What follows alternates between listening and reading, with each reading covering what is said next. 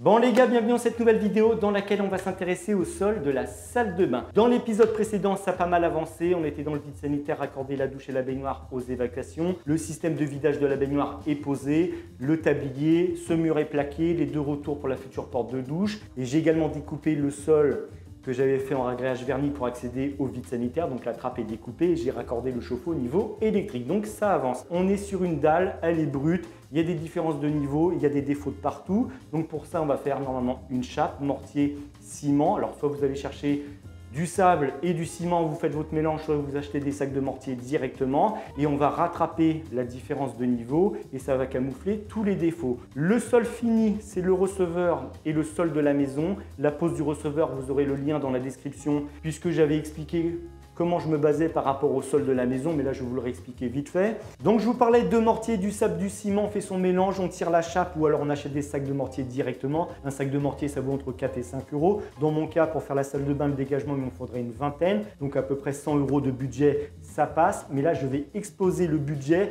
je vais en avoir pour 4 fois plus cher puisque je vais poser au sol des panneaux de polystyrène extrudés, donc avec une trame. Du mortier, ce sont des panneaux prêts à carreler en 30 mm d'épaisseur. Alors vous allez me dire quel est l'intérêt de faire ça, pourquoi ça coûte si cher? Parce que déjà le prix du panneau, il faut que je coule un ragréage parce qu'on ne peut pas poser ce type de panneau sur un support qui n'est pas plat, il faut vraiment un support ultra plat. Donc ça va me coûter très cher. Et pourquoi je le fais? Eh bien tout simplement parce que j'ai commandé pour un client des panneaux en 30 mm. C'était un chantier où on avait une salle de bain, un WC, il n'y avait aucun mur d'aplomb ni d'équerre. C'était une vieille maison qui avait une soixantaine d'années. Et il nous dit non, je ne veux pas casser les cloisons. Donc je passe une commande spéciale pour des panneaux en 30 mm puisqu'on avait à peu près 30 mm du point A jusqu'au point B. Il fallait redresser ensuite avec de la colle carrelage ou du plat pour rattraper les murs. Donc commande spéciale, on ne peut pas le reprendre ni les changer. C'est commandé, donc je ne peux pas les retourner. Et il nous appelle une semaine après. Il nous dit bah, finalement les gars, vous aviez raison, on casse les cloisons. Bah super, mais moi j'avais commandé les panneaux.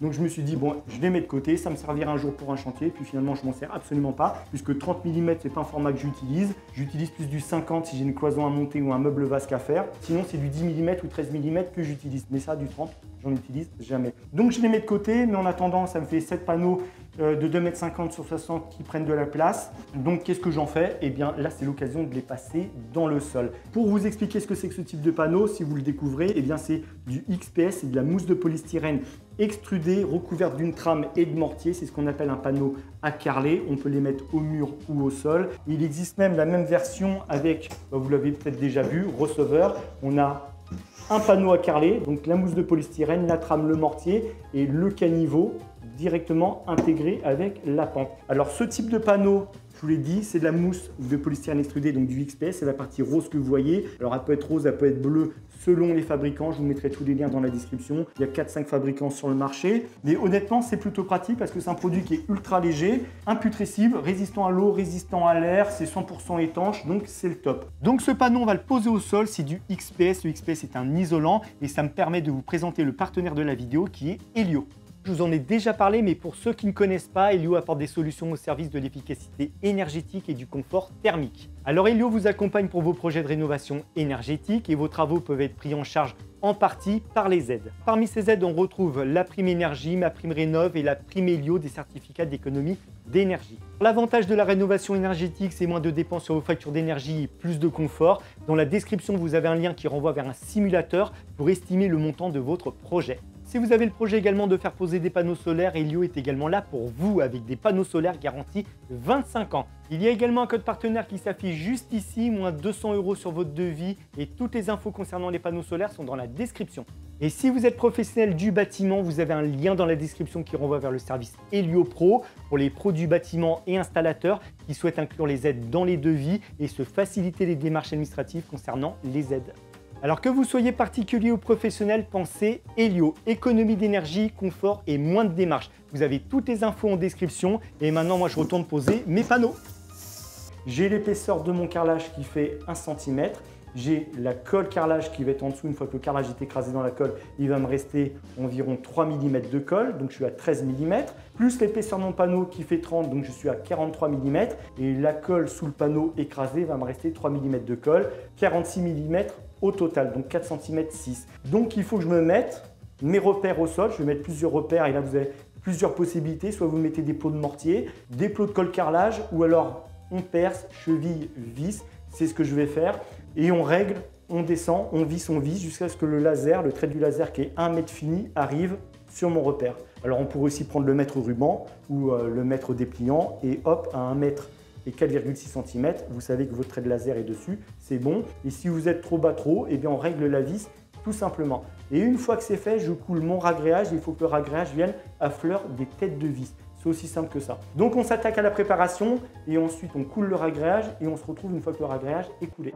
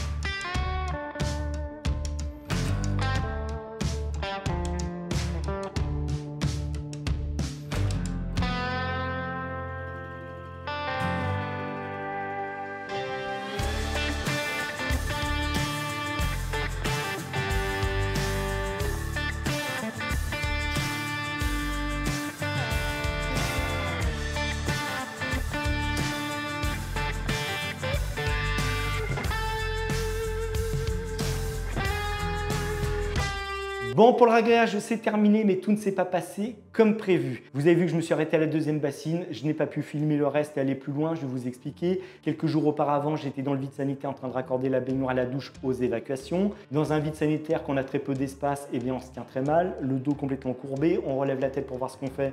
Ça bousille les cervicales au passage, tant qu'à faire, allons-y. Je sors de là-dedans, j'étais cassé en deux et douleur aux côtes. Je me dis, ah, ça va passer.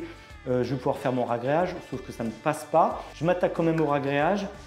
Première bassine, je l'amène jusqu'ici, je la renverse, ça commence à tirer. La deuxième, c'est l'enfer. La troisième, elle m'a couché par terre, j'ai même pas pu la déplacer. J'étais coincé par terre avec la douleur qui me traverse, douleur intercostale, c'est une douleur super aiguë. Et là, c'est terminé. La moindre respiration, le moindre geste, vous êtes par terre et vous ne pouvez même plus bouger. Donc, j'appelle ma femme, je lui dis, je ne peux plus rien faire, je ne peux plus pousser cette bassine. Renverse-moi ça sur le sol avant que ça sèche dans le seau, parce qu'après, il faut tout casser dans le seau et ça, c'est l'enfer. Donc, elle m'a renversé ça sur le sol. On s'en fiche. Il n'y a pas la quantité suffisante pour arriver au ras des têtes de vis, mais il suffit de remettre du primaire et de recouler du ragréage, c'est pas le problème. Et je vais appeler un collègue qui est carreleur, il va terminer le reste. Il est venu un soir avec son fils, ils m'ont tout fait en 20 minutes, c'était terminé, c'est leur métier également. Donc ils m'ont même dégagé des sacs de ragréage et au moins le ragréage est terminé. Mais honnêtement, la douleur intercostale, je vous le dis, c'est l'enfer. Si vous n'en avez jamais eu sur une échelle de 1 à 10, alors je ne mettrai jamais 10 parce qu'il peut toujours y avoir pire comme douleur, mais un bon 9, ça passe. Le 9, il est le bienvenu, pas de souci. Donc j'ai l'ostéo. Il m'a plus ou moins remis. On va dire que là, sur 1 à 10, je suis à 6 sur 10. 6 sur 10, ça me va parfaitement. Pour moi, c'est le paradis. Je suis habitué à avoir mal au dos de toute façon. Je vis avec. Mais douleur intercostale, je m'en passe, mais volontiers. Honnêtement, ça, c'est comme la rage de dents ou l'otite. Vous vous tapez la tête dans le mur. Donc, c'est terminé. Le ragréage est coulé. On va pouvoir continuer les panneaux à carreler, colle carrelage. Le panneau qui est ultra léger. Bon, j'ai quand même de la colle carrelage à faire. Je vais y aller tranquillement à malaxer tout ça. On ne va pas faire l'idiot, mais les panneaux ils sont assez légers, ça va le faire. Donc le ragréage, c'est du fibré, c'est du PRB, vous aurez le lien dans la description. Ils n'ont même pas passé le rouleau débuleur, tellement il est nickel au niveau résultat. Et puis de toute façon, je mets des panneaux à carreler, donc le rouleau débuleur, on s'en fichait. Mais c'est terminé, je peux donc continuer et c'est pour ça que je ne vous ai pas filmé le reste du ragréage parce que vous avez compris, j'étais coincé. Et j'allais pas dire à mon collègue carreleur qui est venu avec son fils, attends, bouge pas, j'ai un film à faire. Il me dit, attends, moi, tu peux pas bosser, par contre, tu peux filmer. Donc, ça se fait pas. Et de toute façon, j'avais pas envie, j'étais coincé. Ok? Donc maintenant, je me relève et on attaque le panneau à carreler. Alors, une précision concernant le panneau à carreler, ça se coupe très bien au cutter, mais bien sûr qu'on peut utiliser une scie circulaire ou une scie sauteuse pour le couper. Mais honnêtement, qu'une règle et un cutter, ça se coupe tout seul. C'est de la mousse de polystyrène, du mortier avec une trame sur le dessus. Vous mettez 2 coups de cutter, vous le cassez en 2 et c'est très bien. Donc lui, colle carrelage, c'est de la colle flex, double encollage.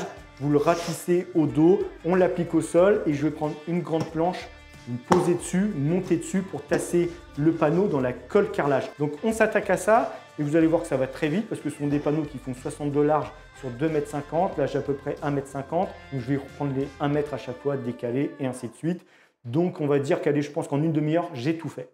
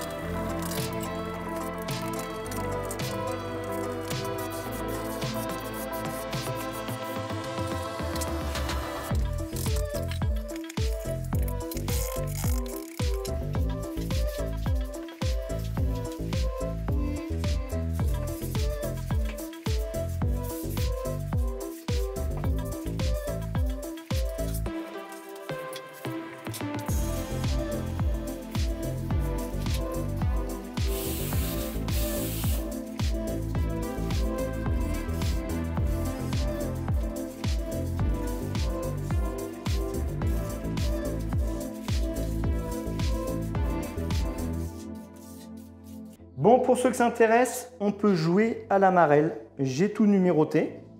On part du numéro 1 et on finit jusqu'au numéro complémentaire qui est le numéro 16. Alors j'avais tout numéroté, tout découpé avant de placer ça dans la colle bien sûr. Sinon on peut le faire au fur et à mesure, mais le mettre au roulant trempe dans la colle, c'est pas top. Donc là on peut marcher dessus, tout est sec. Alors pour ceux qui se posent la question, les bandes c'est de la fibre de verre, c'est autocollant. Et ensuite colle carrelage par-dessus et ça fait la jonction entre les plaques. Donc pas de souci pour marcher dessus avec des chaussures ou même pieds nus. On ne s'enfonce pas dedans. C'est quand même résistant à la compression. Par contre, si votre enfant revient du foot avec ses chaussures à crampons, pas sûr que ça le fasse. Donc là, c'est pour ça qu'ici, dans cette zone, le placard et le dégagement, je vais mettre des dalles à PVC à clipser en attendant. Il y a une sous-couche d'intégré qui peut absorber les petites traces de colle qui peuvent se dépasser. Je vais tout gratter, tout aspirer, notamment ça, par exemple. Et il suffit de bien gratter, bien aspirer, mais la sous-couche peut absorber les petits défauts. Et une fois qu'on aura fini les travaux ici, je vais refaire tout le sol et ce sera la continuité avec le même carrelage. Mais pour l'instant, dalle en PVC à clipser. Alors c'est pas compliqué, ça se coupe au cutter, on casse, on clipse et ça va très vite. Donc on va faire ça dans la foulée. Alors ces panneaux à carreler, honnêtement c'est top au sol, ça va super vite. Le plus long c'est de faire le ragréage, la préparation. Une fois que vous avez un sol ultra plat, ça se pose tout seul. Une colle bien fluide pour écraser le panneau dans la colle. Et je vous l'ai dit, ça se fait tout seul. Si vous avez un plancher bois, ça je pense que c'est l'idéal. Mais par contre, il faut que votre plancher bois soit ultra plat. Donc ragréage fibré sur plancher bois, ça passe. Et si ça vous intéresse, vous pouvez utiliser des chutes de plaques de plâtre comme repère, puisque ça fait 13 mm. Le carrelage 1 cm et 3 mm de colle. Une fois que le carrelage est posé dans la colle, c'est ce qui reste en dessous. Et là, on peut constater que je suis à fleur. On est nickel. Alors bien sûr, la natte va venir sur le panneau, mais en attendant, elle reste ici. L'étanchéité, on verra ça plus tard. Donc c'est terminé, on va s'attaquer aux dalles en PVC et puis après, on aura fini pour cette petite vidéo.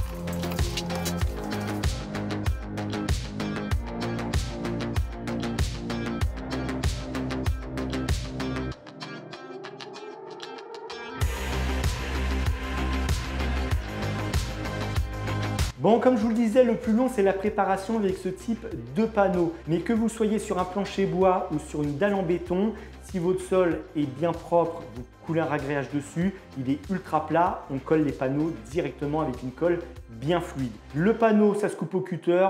Vous avez vu, un coup de cutter, on casse. On redonne un coup de cutter pour casser la fibre qui est au dos du panneau et c'est tout ce qu'il y a à faire. Vous posez le panneau dans la colle qui est bien fluide, une planche dessus, on monte dessus pour tasser le tout et on passe au panneau suivant. Alors je vous avais dit une demi-heure, j'ai mis 40 minutes en tout et pour tout, pour coller les panneaux et coller la bande qui est de la fibre de verre avec la colle par-dessus. Ça va super vite à faire. Et si vous êtes sur plancher bois, honnêtement, je pense que c'est une très bonne alternative à la chape légère. Une chape légère, c'est du mortier avec des billes de polystyrène. Eh bien, je pense que ça, c'est une très bonne alternative. Maintenant, niveau prix, c'est vrai que ça coûte beaucoup plus cher. Par contre, c'est un super pouvoir isolant puisque c'est de la mousse de polystyrène extrudée. Ça existe également en panneau sans la trame de mortier, sans le mortier et la trame. Et si vous montez sur ce type de panneau pieds nus, vous allez sentir de la chaleur. Alors, c'est pas que le panneau chauffe, c'est juste qu'il n'est pas conducteur de froid. Une dalle en béton, une chape, avec du carrelage, c'est conducteur de froid. Et bien là, j'ai cassé le côté froid de la chape et de la dalle. Donc je vais pouvoir poser mon carrelage directement dessus. Dans une salle de bain, on est forcément pieds nus. Et bien je n'aurai pas froid à mes petits doigts de pied. Ou sinon, il faut mettre Alors idéalement dans la chape, et on peut en mettre dans la colle carrelage, mais il faut peigner avec une forte épaisseur. Une trame électrique, mais honnêtement c'est un gouffre financier, donc je préfère mettre ce genre de panneau et ne pas avoir froid à mes petits doigts de pied. Pour les dalles en PVC, vous avez vu, c'est rien de compliqué, un coup de cutter, on clipse, on passe à la prochaine dalle et ainsi de suite. Donc ça c'est nickel et ça me fait mon sol provisoire pour le dégagement. Prochaine étape, on va s'intéresser à plusieurs choses. J'espère les mitigeurs, on a l'étanchéité à faire, on a le plafond à peindre, on a ce mur et je pense que je vais faire autrement que du carrelage puisque le fait que la palette, c'est ce que j'avais expliqué dans la vidéo précédente, j'ai un souci de carrelage avec une palette qui est tombée. Donc je vais réfléchir à faire peut-être un enduit décoratif, béton ciré ou autre. Bon bref, je réfléchis à ça. Donc on va se retrouver pour d'autres sujets dans une autre vidéo. En attendant, portez-vous bien, bricolez bien et à très bientôt.